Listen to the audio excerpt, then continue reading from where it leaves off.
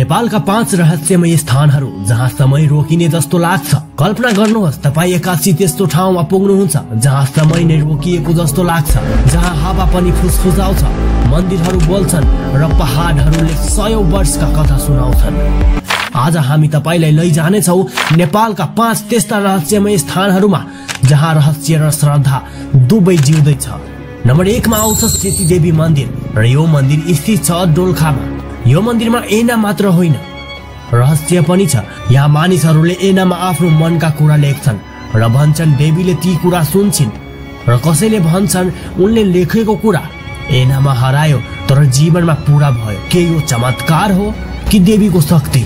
र यस्तै नम्बर 2 मा आउँछ गोसाईकुण्ड ताल र यो स्थित छ रसुवामा। 4300 मिटरको उचाइमा भगवान शिवको आँसुले बनेको यो ताल। यहाँ राति जब चन्द्रमा चम्किन्छ पानीमा रहस्यमय उज्यालो फैलिन्छ। पाहुना भन्छन् यहाँ समय रोकिन्छ र केवल मौनता बाँच्दछन्। यसै नम्बर 3 मा आउँछ पाथिभरा देवी मन्दिर र यो स्थित छ ताप्लेजुङमा। पूर्वी नेपालको पवित्र तर रहस्यमय स्थान भन्ने गरिन्छ। जसले साँचो मनले माग्छ देवीले सुनिन्छ, तर कहिलेकाहीँ यहाँ सुन्छिन् अज्ञात आवाज जुन कसैले देख्दैन तर सबैलाई हलाउँछ। र यस्तै नम्बर 4 मा आउँछ सिंहदरबार र यो स्थित छ काठमाडौँमा। राजनीतिक शक्ति र रहस्यको महल सिंहदरबार। पुराना कर्मचारीहरू भन्छन् कहिलेकाहीँ मध्यरातमा पुराना राजा र राणाहरूको पदचाप सुनिन्छ। के यो केवल कल्पना हो वा इतिहास अझै यहाँ बोल्दैछन्? र यस्तै नम्बर 5 मा आउँछ खप्टर क्षेत्र।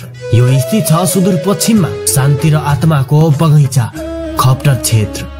यहाँको मौनता आफै बोल्छ। स्थानीयहरू भन्छन् यहाँ समयको कुनै अर्थ छैन। जो एकचोटि यहाँ पुग्छ ऊ कहिल्यै बिर्सिन सक्दैन। नेपालका यी 5 रहस्यमय स्थानहरूले देखाउँछन् हाम्रो देश केवल सुन्दर मात्र होइन, आत्मा र रहस्यले भरिएको छ।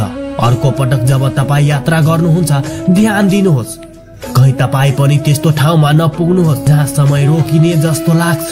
दर्शकबिन आजको लागि यति नै। अब हामी भेट्ने छौँ अर्को भिडियोमा। यदि यो भिडियो हजुरलाई राम्रो लाग्यो भने भिडियोलाई लाइक शेयर र मेरो पेजलाई फलो गर्न नभुल्नु होला।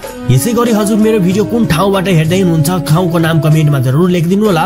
अब हामी भेट्ने छौँ अर्को भिडियोमा। तबको लागि बाई।